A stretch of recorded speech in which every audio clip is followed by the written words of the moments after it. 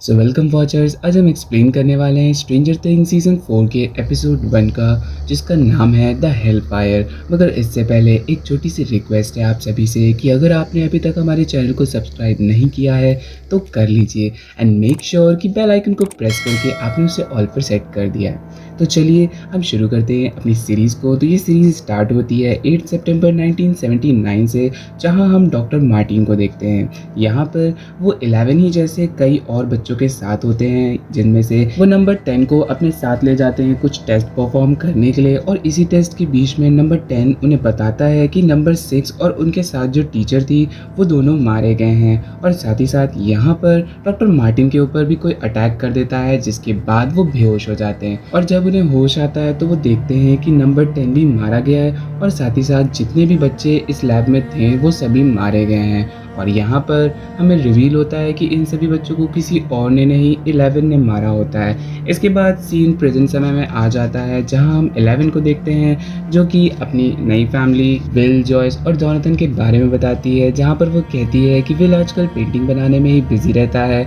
Joyce को एक नई जॉब मिल गई है। और बात करें जॉनथन की, तो जॉनथन आजकल अपने एक नए फ्रेंड के साथ वीट जैसी चीज़ों का इस्तेमाल करना शुरू कर दिया है। और यहाँ पर वो ये भी बताती है कि स्कूल के स्प्रिंग ब्रेक्स शुरू होने वाले हैं।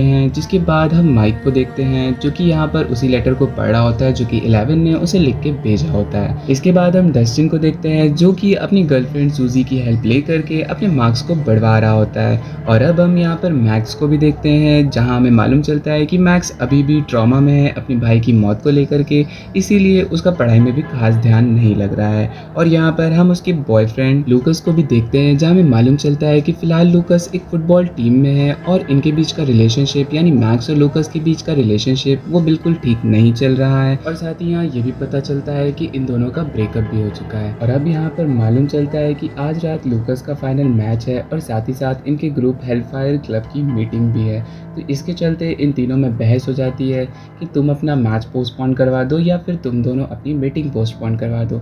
इसके बाद ये सीन शिफ्ट होता है और हम जॉयसी को देखते हैं, जहाँ पर उसे एक डॉल मिलती है जो कि उसे रशिया से किसी ने भेजी होती है। इसके बाद हम 11 को उसकी क्लासरूम में देखते हैं और यहाँ हमें मालूम चलता है कि 11 ने यहाँ पर अपना नाम जेन बताया होता है। और यहाँ पर वो अपने असाइनमेंट से रिलेटेड एक प्रेजेंटेशन दे रही होती है, जिसमें वो हॉपर को अपना सुपर हीरो बताती है। मगर वहीं एक क्लासरूम में बैठी हुई लड़की जिसका नाम एंजेला होता है, वो ये सुन करके काफ़ी ज़्यादा हंसने लगती है और यहाँ पर वो 11 को बहुत ज़्यादा बुली भी करती है। इसके बाद ये सीन कट होता है और क्रिस नाम की लड़की की तरफ मुड़ जाता है, जहाँ हम देखते हैं कि उसे दिन में हेल्यूसिनेशन आ रहा होता है, जहाँ वो अपनी मदर को बहुत ही डरावने रूप में देख रही होती है और डर जाती है।